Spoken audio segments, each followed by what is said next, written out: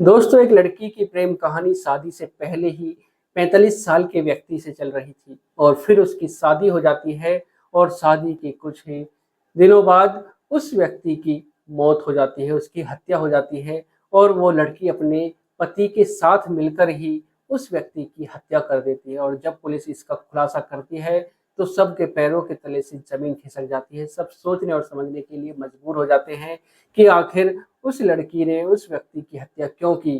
तो दोस्तों, चलते हैं जानते हैं शुरू से आखिर तक पूरी घटना को।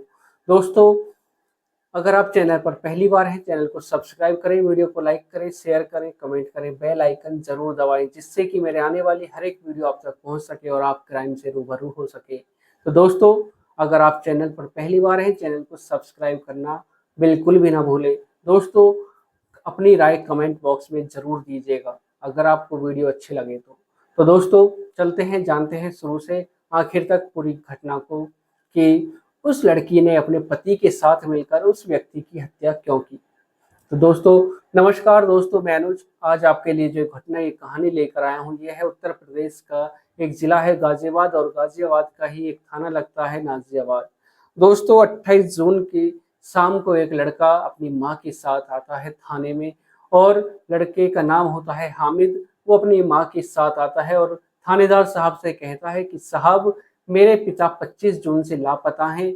हमने उनको सब जगह ढूंढ लिया है, सारी रिश्तेदारियों में और जो भी हमारी जान पहचान थी, हमने सारे में उनको ढूंढ लिया है, लेकिन उनका कुछ पता नहीं चल पा रहा है। दोस्तों, उसके बाद एप्लीकेशन दे दी जाती है थाने में और पुलिस उस व्यक्ति की तलाश में जुट जाती है। दोस्तों, उस व्यक्ति का नाम होता है अब्दुल वाहिद। उम्र उसकी 45 साल होती है और 25 जून से वो लापता था। जब बेटा अपने पिता की एप्लीकेशन देता है लापता की कि हमारे जो पिता हैं वो 25 जून से लापता हैं, उनको सब जगह ढूंढ लिया है लेकिन उनका कुछ पता नहीं चल पाया है। पुलिस खोज में लग जाती है, तलाश में लग जाती है और उनको चारों तरफ ढूंढा जाता है लेकिन कुछ पता नहीं चल पाता है।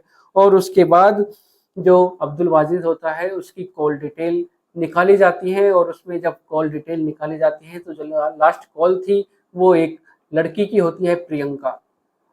प्रियंका की उम्र होती है 31 साल। दोस्तों, जब पुलिस उसकी लास्ट कॉल देखती है कि उसने प्रियंका के पास फ़ोन किया था और फिर उसके बाद उसकी जो लास्ट लोकेशन निकाली जाती है तो वो प्रियंका के साथ ही थी। दोस्तों, उसके बाद पुलिस प्रियंका के पास पहुंचती है।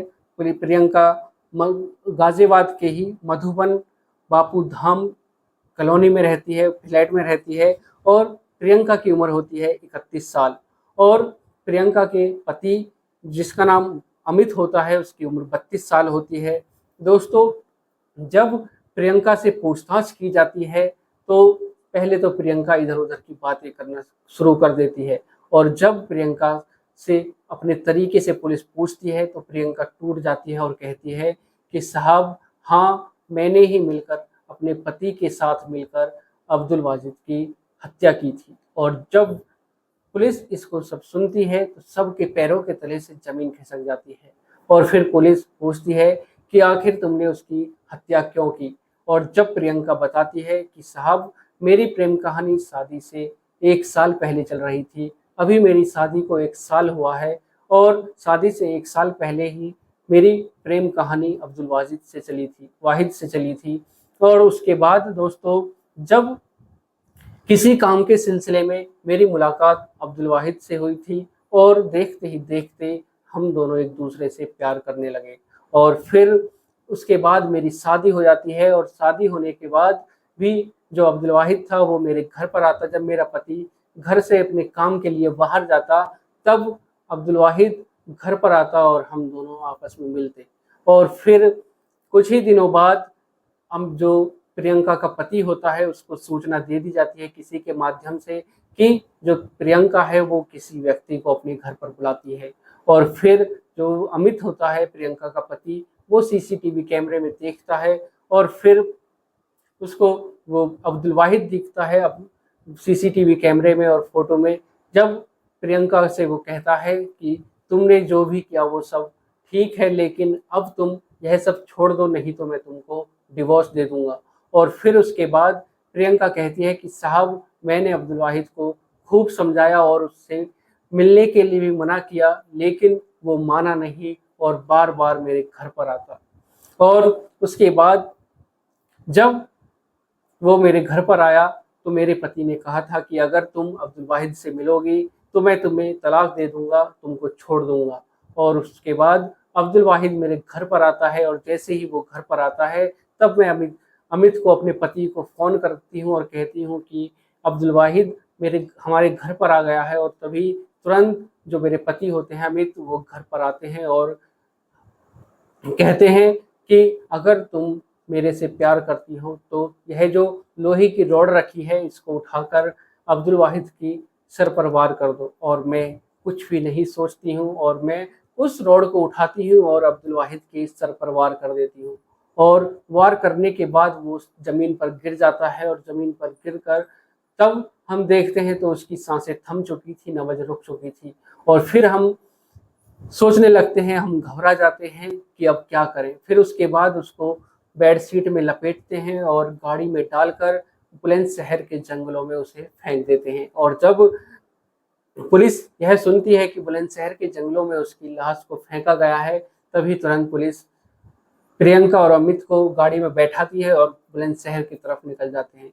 और जब उस स्थान पर पहुंचते हैं तो देखते हैं कि अब्दुल वाहिद की जो लाश थी, डेड बॉडी थी, वो जंगल में पड़ी हुई थी। कुछ जंगली जानवरों ने उसको खा रखा था। और फिर दोस्तों उसके बाद पुलिस प्रियंका और अमित को सलाखों के पीछे डाल देती है। तो दोस्तों आज की जो एक कहानी है, इसको सुनाने का उद्देश्य किसी को परेशान करना नहीं, किसी का दिल दुखाना नहीं, बल्कि आपको जागरूक करना है, सचेत करना है, सावधान करना है। सुरक्षित रहें, सतर्क रहें, सावधान रहें।